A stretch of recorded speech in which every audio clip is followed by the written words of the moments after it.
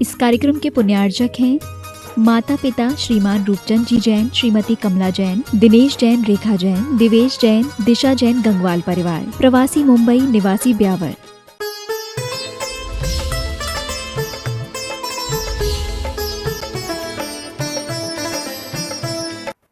स्वर और व्यंजन की जो श्रृंखला थी उसका समापन किया था।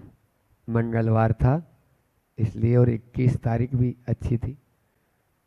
अपनी बात चल रही थी स्वास्थ्य सप्ताह में, बहुत सारी बातें अधूरी रह गई थी, तो हमने भी देखा कि अभी जो भक्ति का माहौल रहेगा उसी में उन लोगों की, बहुत सारे लोगों की जिज्ञासाएं उसमें आई और बहुत बताया भी उन लोगों को, किया भी।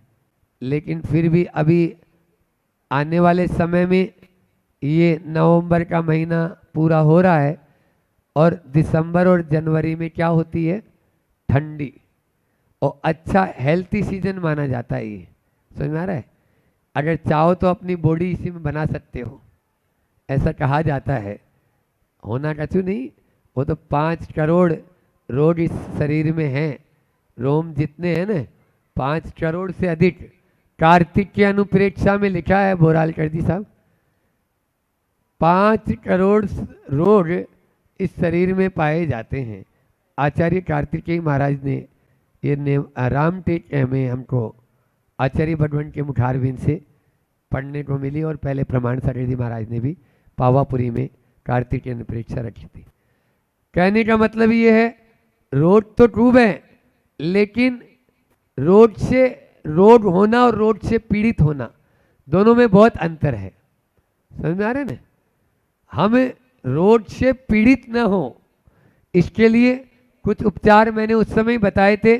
सबसे पहले संतोष बटी खाइए और तुरंत आराम पाइए, ये सबसे अच्छी बटी है, हमेशा अपनी जेब में रखो, आपको दे रहे हैं, और वो यहीं मिलेगी, और किसी दूसरे मेडिकल हाउस पे जाएंगे तो वहाँ नहीं मिलेगी आपको। यहाँ पर आप उस संतोष बटी को लीजिए। और फिर सब रोगों की एक दवा मूठ माटी में बताया था, मिट्टी, पानी और हवा। तो मिट्टी भी फ्री में, पानी भी फ्री में और हवा भी। ये अलग बात है कि कल फरीदाबाद वाले रात में जब शाम को बैठे थे, भैया भर्ती कर रहे थे, तो बोले महाराज आजकल पूरा का पूरा पॉल्यूशन और दिल्ली के पास में है, तो दिल्ली को हाई अलर्ट कर दिया गया है, आपको बता दें। और धीरे धीरे एलोरा तक भी आ जाएंगे और इधर भी। लेकिन हाई अलर्ट कैसा, वहाँ पर आपके घरों में जैसे वाटर फिल्टर लगता है वैसे एयर फिल्टर लगते हैं। एयर फिल्टर होके आती है, तब जाके वो घरों में रात में विश्राम कर सकते हैं। ये विडंबना है कि आज एक आदमी और 2 कारें उसके ऊपर है, भले ही कार गिफ्ट में दे या कार लिफ्ट में दे। समझ में आ रहा है? एक आदमी और 2 कार, ये एवरेज आ रहा है। और फिर भी विदेशी कंपनियां आके और आपको कि आप तो आओ और कुछ भी नहीं है तो किस्तों में ले जाओ, लोन पे ले जाओ। इसके माध्यम से हमारे लिए बहुत हानियां हो रही। तो मैं कह रहा था कि स्वास्थ्य सप्ताह में अभी इन 4-5 दिन में आपको हम कुछ ऐसे और टिप्स देंगे।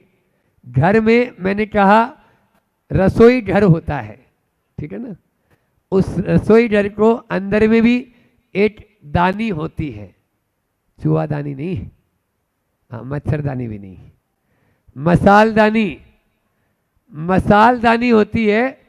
और उस मसालदानी को माध्यम से आप अनेक बीमारियों से निजात पा सकते हैं, छुटकारा पा सकते हैं। अनेक नहीं, सारी बीमारियों का इलाज उस मसालदानी में है। मैंने आयुर्वेदाचार्य जो डॉक्टर GC जैन, ज्ञानचंद जी जैन, इंदौर में जो वहाँ का आयुर्वेदिक हॉस्पिटल है, उसमें वे बहुत उच्च पद पर रहे प्राचार्य, उनके द्वारा कुछ सूत्र हमें गुणायतन में उस समय वहाँ सिकरजी में दिए थे, वो आपके सामने रखे थे। तो उसी में एक चीज है मेथी, मसालदानी में, सबकी मसालदानी में रहती है लगभग। तो वो कहती है मैं थी तो तू वहां क्यों गया? मेथी, उसका नाम मेथी क्यों पड़ा? जब मैं थी तो तू बाहर क्यों जा रहा है? आयुर्वेदिक सेंटर पे या मेडिकल सेंटर पे क्यों दवाई लेने जा रहा है? मैं हूं ना, तो मैं हूं तो उसका नाम ही रख दिया मैं थी। आप देखो, और इन दिनों में अभी उसके लड्डू खाए जाते हैं, समझ में आ रहे? लड्डू गायब हो गए अब तो ये क्या पता क्या कचड़ा पट्टी आ गया है, फास्ट फूड जैसा। हाँ, वो खा रहे हैं, मेथी के लड्डू खाते हैं। तो ये सुन रही है प्रभा जी, इधर बाजू में बैठी मेरे? हाँ, सुन रही है। घुटनों में दर्द, छू मंतर। हाँ, अच्छे घुटनों में तो, और आपको बताएं महिलाओं के लिए तो यह रामबाण है। जब रक्त की अल्पता हो जाती है, जापे में मेथी ही खिलाई जाती थी। अभी की वर्तमान की महिलाओं का तो मुझे मालूम नहीं, लेकिन हम जब गृहस्थावस्था में थे तो अनिवार्य रूप से रक्त यदि जो ज़्यादा स्राव हो चुका है उसकी पूर्णता हो जाती है, और उसमें शिशु का जो जन्म हुआ तो शिशु के लिए भी और माँ के लिए भी, इन दोनों की मेथी, इसमें पृष्ठ क्रमांक ये दिया हुआ है 96 नंबर, आहार ही औषधि है।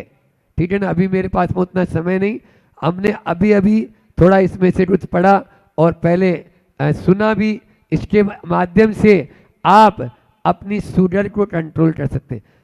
अगर डायबिटीज, आज 2 में से 1 को डायबिटीज है, इतना रेशो हो चुका है, बल्कि उससे भी ज़्यादा, अधिकतर सबको ही डायबिटीज की बीमारी रहती है।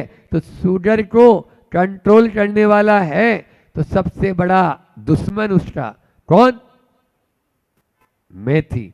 ब्लड प्रेशर को यदि आप हाई हो चाहे लो हो, दोनों, कोई सा भी ले लो, हाई और लो दोनों को यदि नॉर्मल करना चाहते हो तो मेथी। हार्ट की बीमारी के लिए, कोलेस्ट्रॉल को नियंत्रित करने वाला है तो मेथी।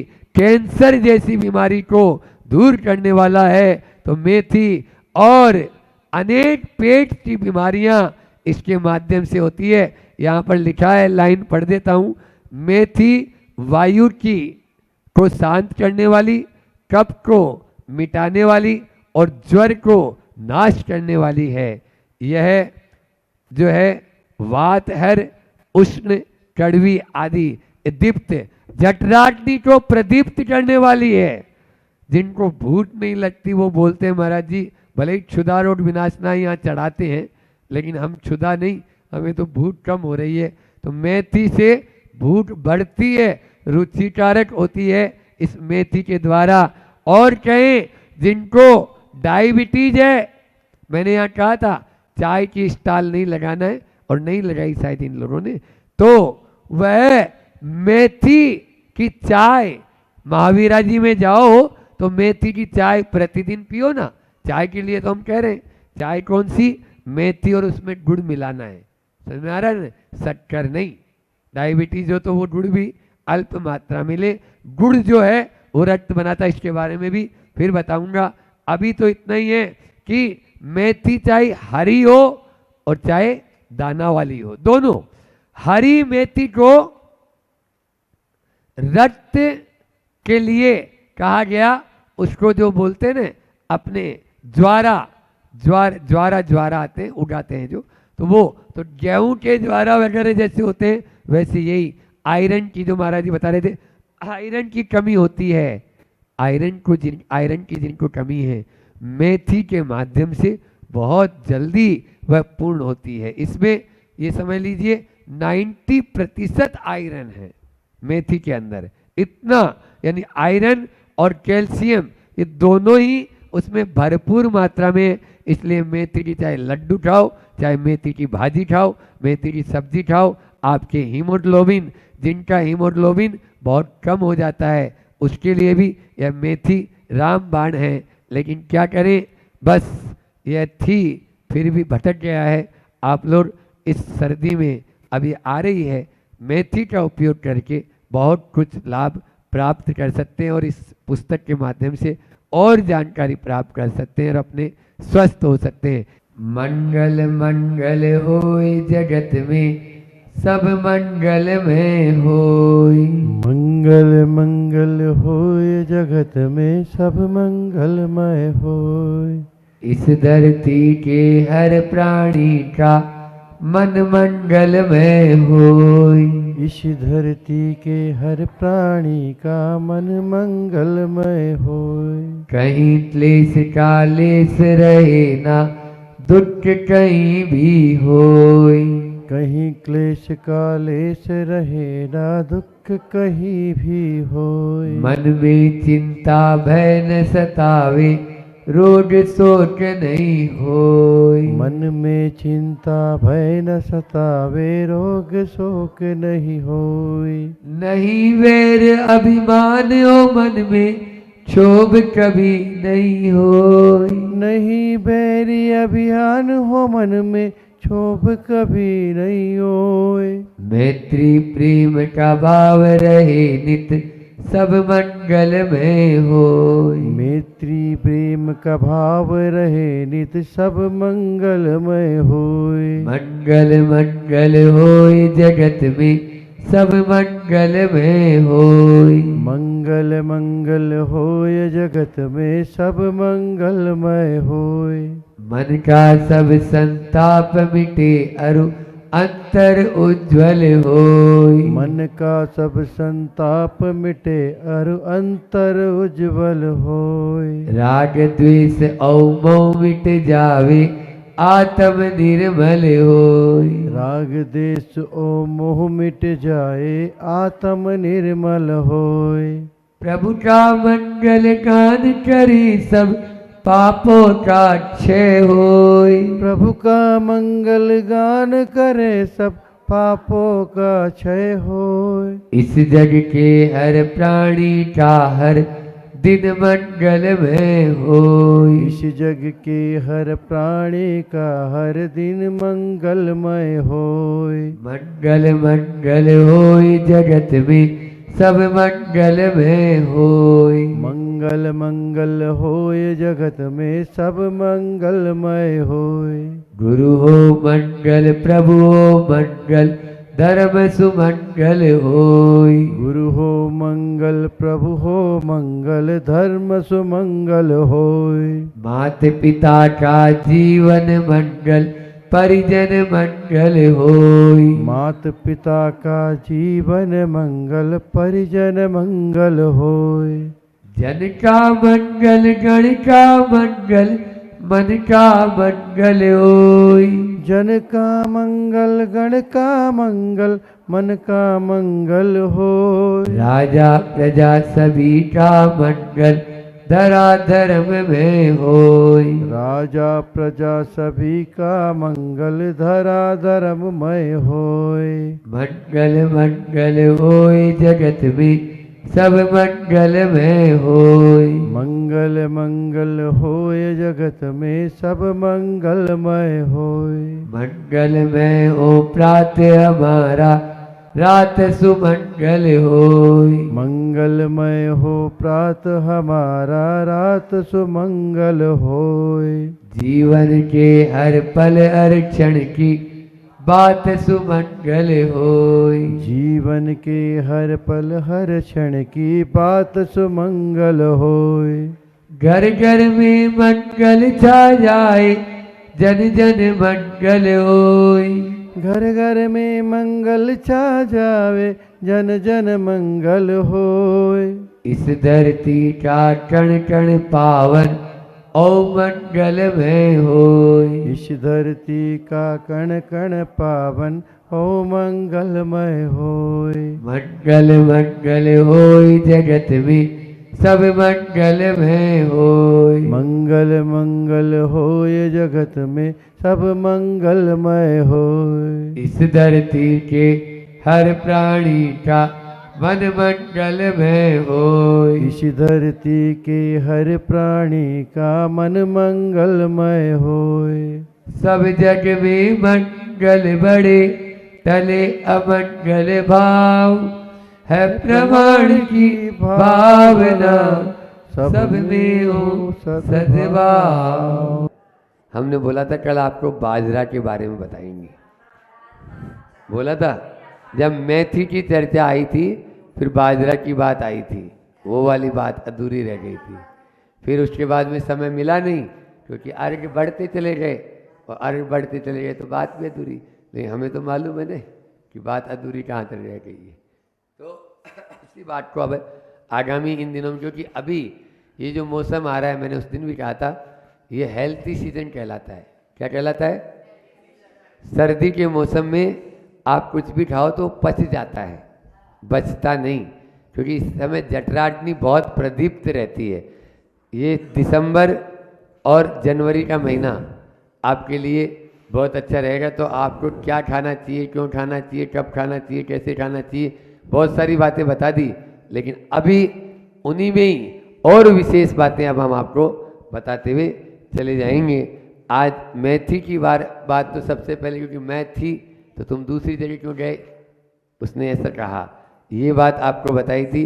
बाजरा के ऊपर गुरुजी ने भी एक जो आहारी औषधि जो पुस्तक हमने बताई थी, उसमें बहुत अच्छी पंक्तियाँ जो गुरुजी को भी प्रिय लगती है, और वो है कि बलिहारी तू बाजरा, बलिहारी तू बाजरा, तेरे लंबे पान पत्ते, तेरे लंबे पान, और घोड़े के पर लग गए बूढ़े हुए जवान, बूढ़े हुए जवान। मतलब जो घोड़ा दौड़ता है उसको भी और तेज दौड़ने लगता है। वो घोड़े के पर लग गए बूढ़े हुए जवान। आपको एक आश्चर्य होगा सुनकर कि गेहूं जो है ना, वो भारत की पैदाइश नहीं है, ये विदेशी बीज है, ये अंग्रेजों की देन है। और उन्होंने लाके ये 200-250 अभी 200 साल की बात है, ये अभी की है। यहाँ पर पहले गेहूं नहीं, मुख्य उपज यहाँ का धान, बाजरा, ज्वार, मक्का, ये भारतीय खाद्यान्न है, गेहूं नहीं है। और आज अधिकतर आदमी उसी के पीछे पड़ा हुआ है, समझ में आ रहा है? इसीलिए बस वो, और फिर बारीक हो जाए तो कहना ही क्या, वही पीसते हैं, और बारीक वो मैदा बना देते हैं, वो जहर बन जाता है। तो यहाँ पर बताया गया है कि आपको बाजरा, और अभी इस मौसम में, गर्मी सर्दी के मौसम में तो बाजरा अमृत का काम करता है। आचार्य श्री जी ने कई लोगों को, जिनको मियादी बुखार, आप लोग बोलते हो टाइफाइड, क्या बोलते हो उसको, केवल बाजरा लेना है और दूसरी चीज लेना ही नहीं, और उनका टाइफाइड बाजरा के माध्यम से ठीक कर दिया। आज वो सब महाराज जी और माता जी भी स्वस्थ हैं, ये बाजरा का कमाल है, समझ में आ रहा है? अन्यथा दवाइयों के भरोसे तो दवाई हो जाता, वो दबा के गड़बड़ हो जाता। ये वैसे 12 महीने ले सकते हैं, लेकिन इसको शीत काल में ज़्यादा लिया जाता है, और दूध के साथ में अभी लिया जाता है। गर्मी के मौसम में राजस्थान में राबड़ी बोलते हैं, क्या बोलते हैं? राबड़ी। तो वो राबड़ी, बाजरा की राबड़ी बनती है, थोड़ी मोटा रवादार रहता है, और उसमें अच्छी छाछ मिलाते हैं। बस वो छाछ और राबड़ी सुबह का भोजन यही है, दूसरा भोजन ही नहीं, क्योंकि वहाँ पैदाइश ही होती है ना। अधिकतर शाम को बाजरे की रोटी और सुबह बाजरे की राबड़ी, ये चलता है। तो इसके माध्यम से वीर्यवर्धक जितने गुण, देखो हार्ट के लिए जो कोलेस्ट्रॉल जो बढ़ता है ना, उसको घटाने वाला है बाजरा, क्योंकि ये घी को एब्जॉर्ब करता है। ये माताएं बैठी हुई हैं, इसमें जितना घी डालो, बाजरा खाओगे और घी नहीं खाओगे तो पाइल्स की बीमारी हो जाएगी। क्या बोला मैंने? हाँ, जितना बाजरा उतना ही घी डालो उसमें। आप जितना थाली भरकर लाए रे खींचड़ो, ऊपर घी की बाट की, और जीमो मारा शाम दणी, जिमावे बेटी जाट की, ये है। इसलिए ऊपर बाट की यानी कटोरी पूरा डाल देते हैं उसमें घी, तभी जाकर वो काम करेगा। अन्यथा बोल तो दिया मैंने बाजरा खाओ, बाजरा खा लोगे आप, घी इतना सा दिखा दोगे, कुछ नहीं होगा, गड़बड़ हो जाएगा। क्योंकि वो जितना घी डालोगे उतना ही उसमें अच्छा रहता है। दूसरा जठराग्नि को जिनको भूख नहीं लगती है प्रदीप्त करने वाला है। तो 3 इसके गुण बहुत अच्छे हैं। पहला है आपका कि आपका ये वीर्यवर्धक है, दूसरा है कोलेस्ट्रॉल को या हार्ट के लिए अमृत है, और तीसरा है जठराग्नि को प्रदीप्त करने वाला है। इस प्रकार से यह बाजरा हमारे लिए उपयोगी रहेगा।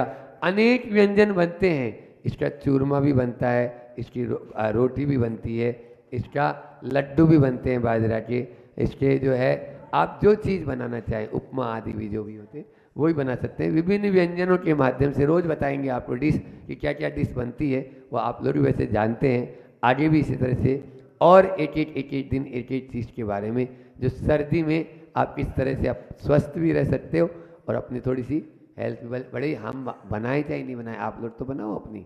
हाँ, इस प्रकार से आप अपने इस स्वास्थ्य को अच्छा रखते हुए धर्म ध्यान करें। इसी भावना के साथ में अहिंसा परमो धर्म की आचार्य गुरुवर विद्यासागर जी महामुनि वो सामूहिक पूजन भक्ति भाव से कराना चाहिए, ताकि उनके अंदर संस्कार पड़ते चले जाते हैं। अभिषेक उनसे कराना चाहिए, और साथ में ऐसा ही नहीं, शुद्ध सात्विक स्वल्प आहार भी देना चाहिए आपको कम से कम, कि हाँ ये है ये लो, तो उससे प्रोत्साहन बढ़ता चला जाता है। 3 माह में या 6 माह में या वर्ष भर में कम से कम गुरुओं के दर्शन और कम से कम तीर्थ क्षेत्रों के दर्शन, आसपास के दूसरे मंदिरों के दर्शन कराने ले जाना चाहिए। उससे भी उनके अंदर उत्साह बढ़ता चला जाता है। और मैं तो ये कहता हूँ कि प्रतिमा धार्मिक प्रकरणों को लेकर छोटी छोटी नाटिकाएं होनी चाहिए।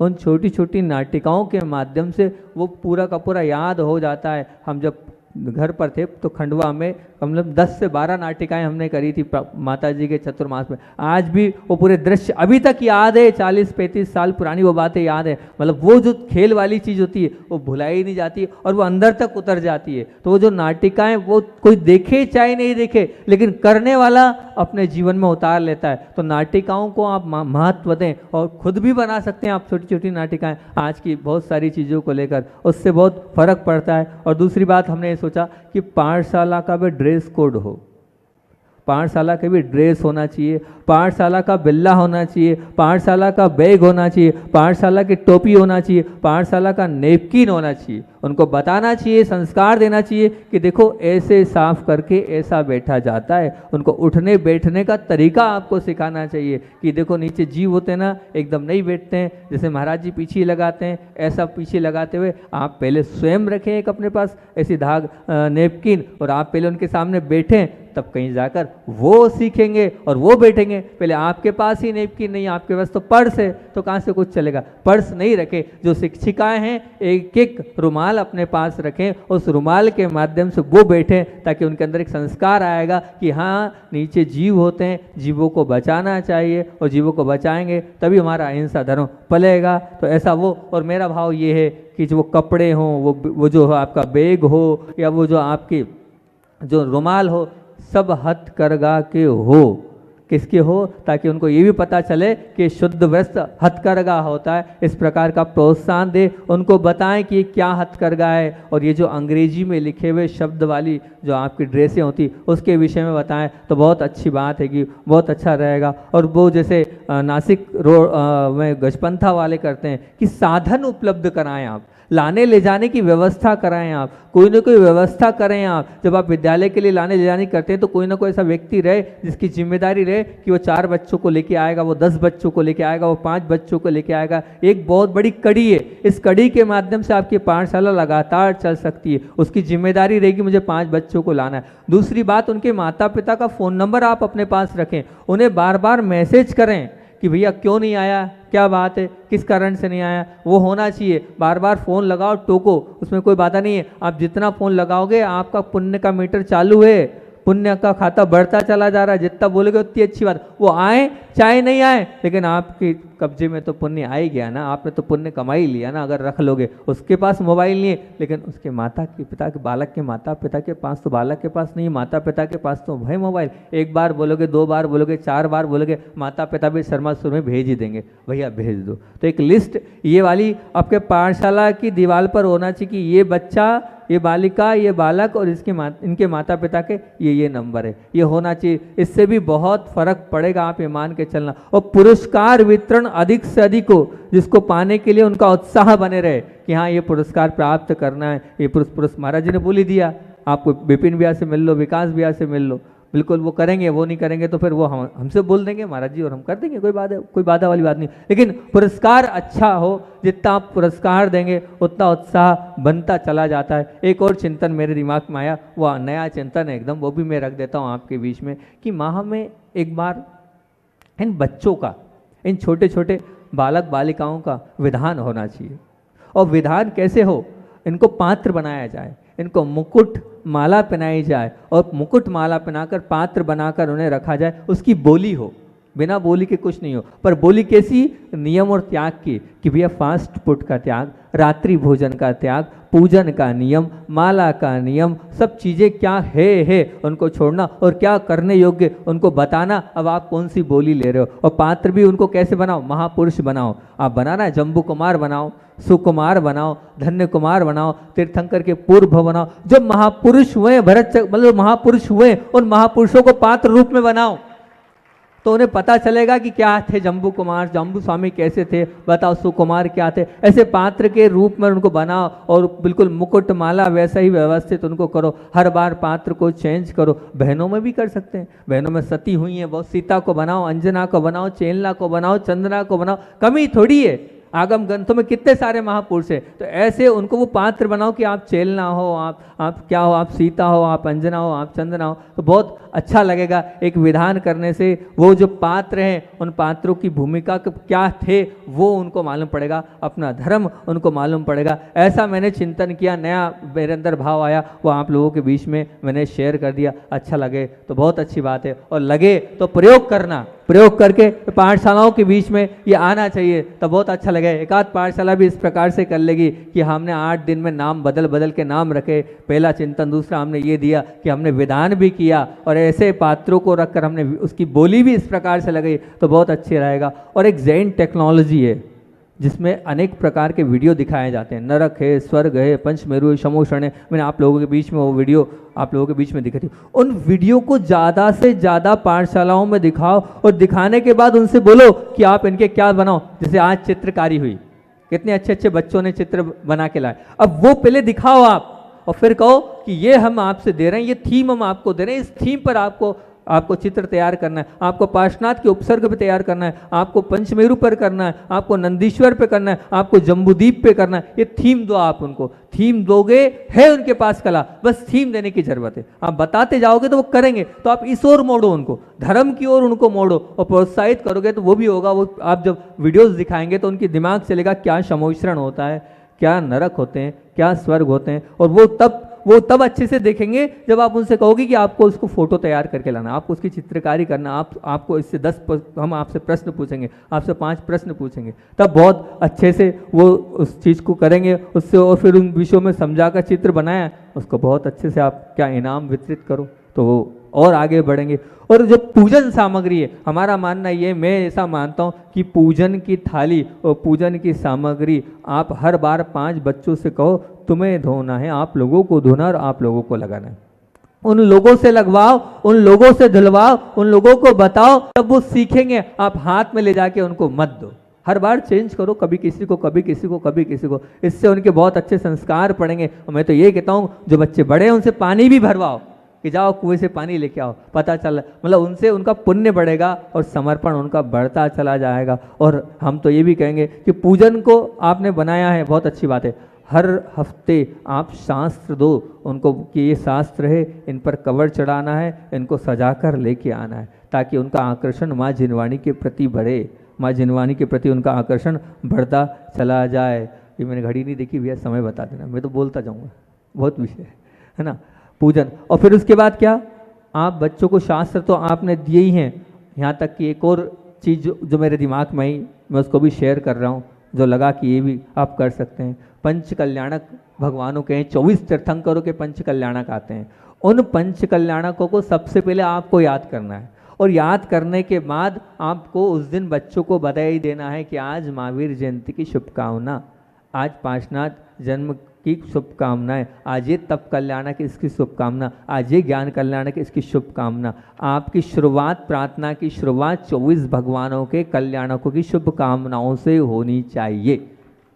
तो ये कम से कम पता चलेगा उनको कि आज एक कल्याणक है, इस कल्याणक की शुभकामनाएं प्रेषित की जा रही है। और 5 कल्याणक होते हैं, 5 की करो आज, गर्भ कल्याणक है, जन्म कल्याणक है, तप कल्याणक है, ज्ञान कल्याणक में, और भगवान के नाम भी याद होंगे और साथ साथ में उनके कल्याणकों के प्रति आपका समर्पण, उनका बच्चों का समर्पण भी दिखेगा। और मैं तो यहाँ तक कहता हूँ, हमेशा कहता हूँ कि वो जो 24 आप सिर्फ पार्श्वनाथ को बनाते हो, आप सिर्फ महावीर भगवान को बनाते हो, ज़्यादा से ज़्यादा आजकल आदिनाथ भगवान का मोक्ष कल्याणक बनाते हो, नहीं। 24 भगवान के कल्याणक, जब 24 भगवान एक जैसे हैं तो 24 भगवान के कल्याणक बनाना चाहिए, मोक्ष कल्याणक। और 24 भगवान के मोक्ष कल्याणक में उनसे बोलना चाहिए कि आप लाडू सजा कर लाओ। इन भगवान का जब आपको पता चलेगा, आपको पता ही नहीं चलता और कल्याणक चले जाते हैं, तो ये पता भी चलेगा। और उनसे कहो कि मोक्ष कल्याणक है, कल लाडू लेके आना, नहीं लाडू ला रहे तो कुछ न कुछ उसको इस प्रकार से लेके आना। और दूसरी बात, उन छोटे छोटे बच्चों को दान के लिए आप प्रोत्साहित करो।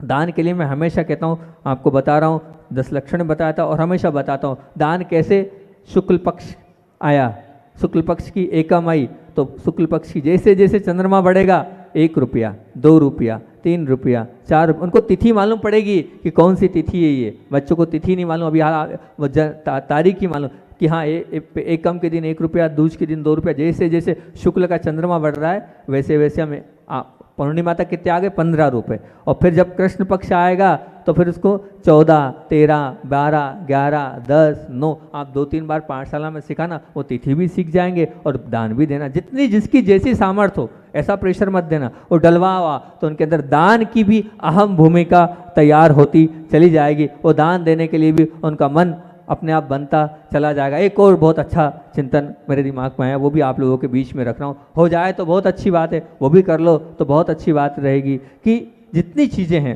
अभी 3-4 दिन से तो उसी पर प्रवचन चल रहा है मेरा भी, और 4-5 दिन उन्हीं विषयों पर लगभग प्रवचन चलेगा। जितनी चीज़ें हैं, वो फास्ट फूड हो, चाहे वो कैडबरी हो, चाहे वो किटकेट हो, चाहे वो चिंगम हो, चाहे वो आइसक्रीम हो, चाहे वो कोल्ड ड्रिंक्स हो, चाहे चाय हो, कॉफ़ी हो, चमड़े की वस्तु हो, चाहे वो साबूदाना हो, चाहे वो आलू हो, और भी जितनी चीज़ें हैं, इन सब चीज़ों को आपको क्या करना है, उन सब चीज़ों को आपको ये बताना है कि भैया ये चिंगम दी या ये हमने कैडबरी दी। अभी कैडबरी किस किस से बनती है आपको लिख के लाना है और अपनी बात सब लोगों के बीच में रखना है।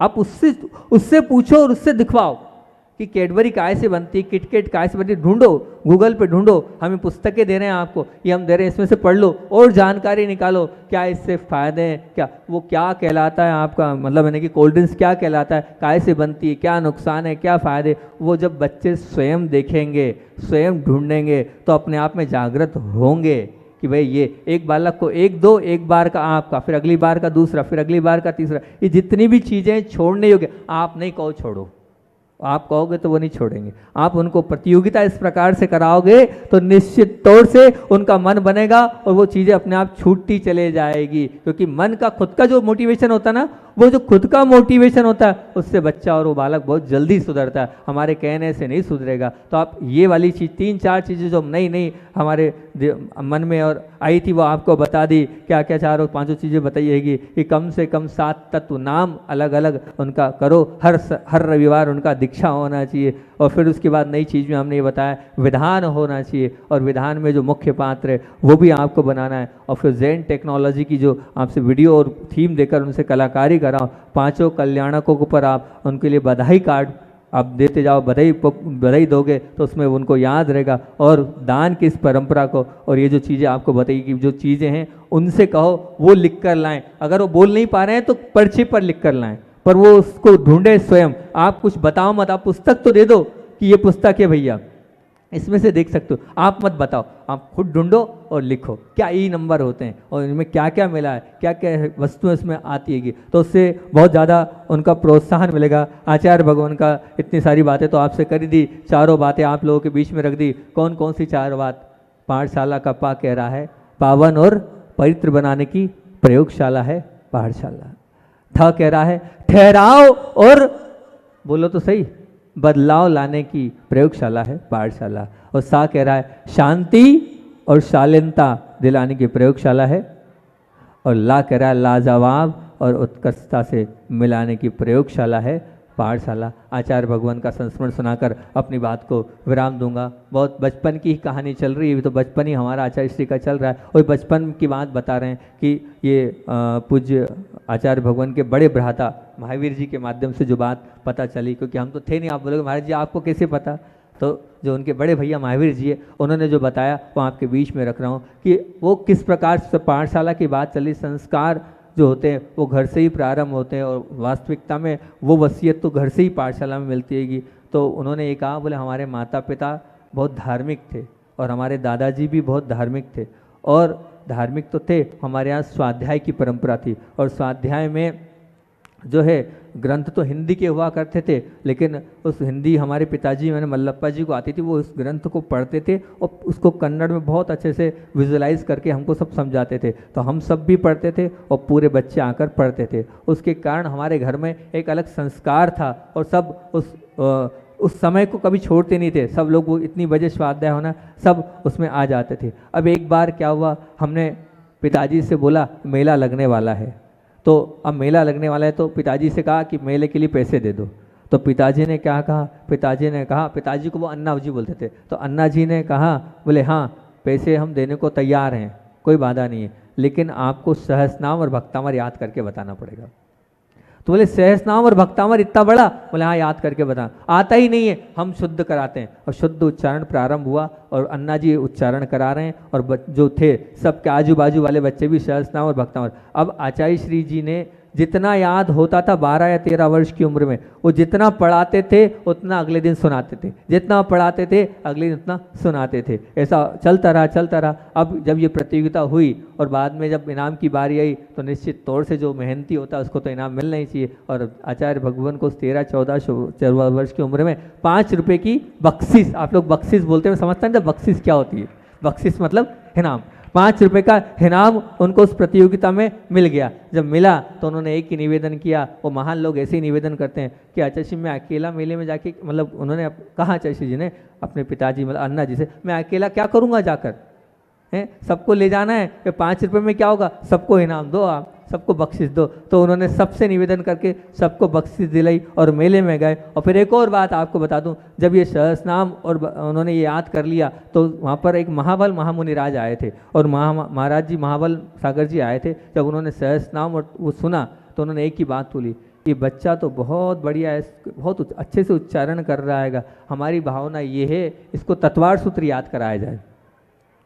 तो जब उसने सुना मतलब विद्याधर ने, तो बोले अपने पिताजी के पास अन्ना जी के पास पहुँचे और उन्होंने कहा महाराज जी ने तत्वार सूत्र का बोला है, हमें तो पढ़ना भी नहीं आता है। फिर तत्वार सूत्र का उच्चारण मल्लप्पा जी ने कराया, अन्ना जी ने कराया और आपको सुनकर बड़ा आश्चर्य होगा, 7 दिन में तत्वार सूत्र आचार्य श्री जी ने पूरा याद कर लिया और 8वें दिन जाकर महाराज जी को सुना दिया। तो वो महाराज जी के सब थे, नित नित जो उनका आशीर्वाद था वो नित नित आत्म विकास हो, धर्म मार्ग पर ऊंचाइयों को प्राप्त हो, मेरा पूरा पूरा आशीर्वाद है। ऐसे संस्कार होते हैं तब कहीं जाकर ऐसे युगवीर बनते हैं। आप सब बने इसी भावना से बोलिए आचार्य वन विद्यासागर जी महामुनि राज की।